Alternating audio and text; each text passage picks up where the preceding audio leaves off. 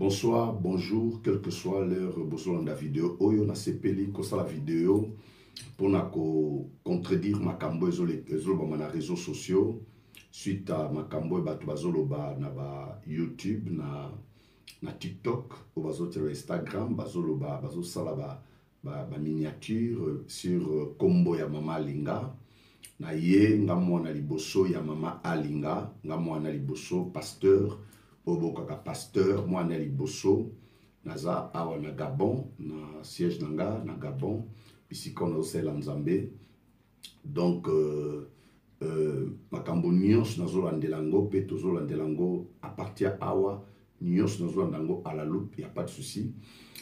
Il s'avère que mama Alinga mama belaki mais kobela na ye tango beli depuis avant qui malade Fondation Denise Niakero et qui est en charge. Donc maman a prise en charge par la Fondation Denise Niakero.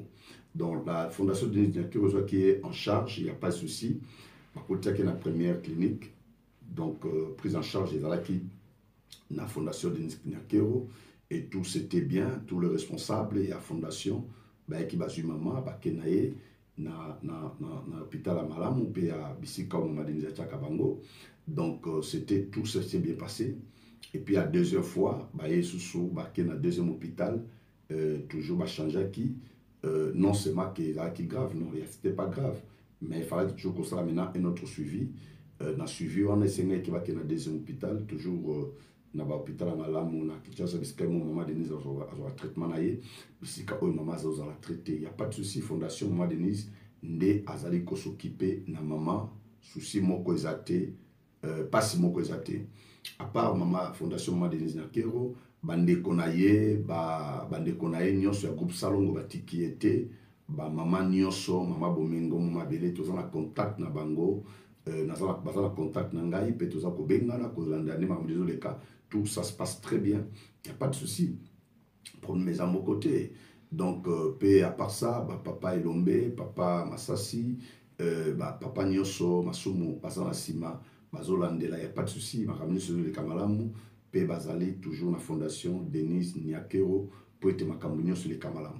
Donc, au niveau sur le Canada, na internet, na YouTube, na TikTok, na Instagram, na miniature, eza lokuta, toye koloba et eza lokuta. Pe au niveau sur le Bama et malinga kufi, eza lokuta, malinga akufite, eza batu bazo profiter, na malwa l'Obama qui na elobamaki étant elobami parce que journaliste elobaki wana pe ba pesa ki information à malamuté parce que moto adaki a pesa ki information idée na yeto penser ne dalaki nini donc c'est pourquoi ngai na ye koloba ete numéro wana ba pesa ki na internet soit na télévision obobenga numéro boye bobenga yango te botinda pe mbongo na numéro wana te ezali pour être batu balingi ba profiter to moto alinga profiter tout wana famille au courant makambo wana te ils ont une initiative ya bato na za mwana na liboso donc so bien information ezali so likambo ezali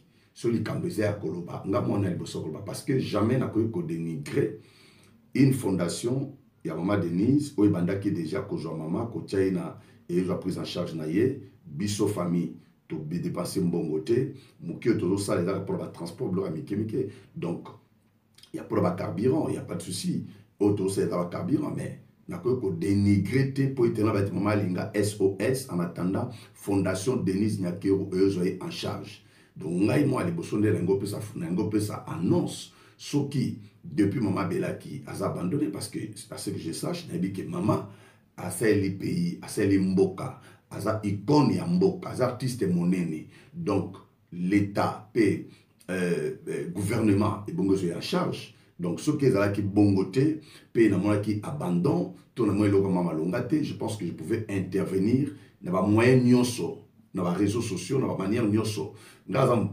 pasteur aza mutalobaka donc ngai koloba pasteur aza motei tolemba le côté a tepe kolobate donc ngai koloba était situation des alliés ngai koloba était o nyonso islami na téléphone o bobenga na téléphone boy botinda mbongo SOS malinga za SOS te asa icône monene ya mboka asa icône mboka koza la abandonné te À Selimboka, ça fait plus de 50 ans aujourd'hui. Donc, à Sepelisi Bisso, à Sebisso, à Salvatunion, Sobola, Mungaza, moi, Nane Aliboso. Donc, et on pouvait bien intervenir. Sur les Kambezali, moi, je pense qu'il n'y a pas de souci. Malingaza Malamu, à sa prise en charge, mais ce qui est les Kambezali, intervention, Toyambongo, Tonini, je pense que groupe Salombo Ezali, tous en contact avec nous, tous les cas, ok. Donc, les Kambanga sauter vite et tant que les familles sont courantes. Deuxièmement, la fondation, c'est la fondation qui va décider, bon, situation situation gravité, autorobeta, piololo, na internet, tout va la récupération, bon, va être malinga koufi, dans la bomboy. Bolando zo ba mate pe botinda mbongo te na numéro epesama ki mama linga aza na téléphone te, c'est-à-dire que téléphone wana aosela ngote moto so bien un numéro na ye azotinda na mbongo na numéro malinga otinda pamba so ezali kambo ya kotinda e bongi parce que otinda e okena pocha moto e okene pas nani parce que si les questions est quelque chose je pense que sur les kambo ezali mama linga ça pena bana boti. Deuxièmement, famille Bezali, famille, bah, ils vont faire quelque chose. Pesoli Kambeza, on va toujours parler. Je ne peux pas me dénigrer tout la kokitako pour toute une fondation. On va dépenser, on va continuer toujours. Ils peuvent faire encore plus que la famille. Et puis, il y a côté maman nangai, il comme côté SOS. C'est du jamais vu.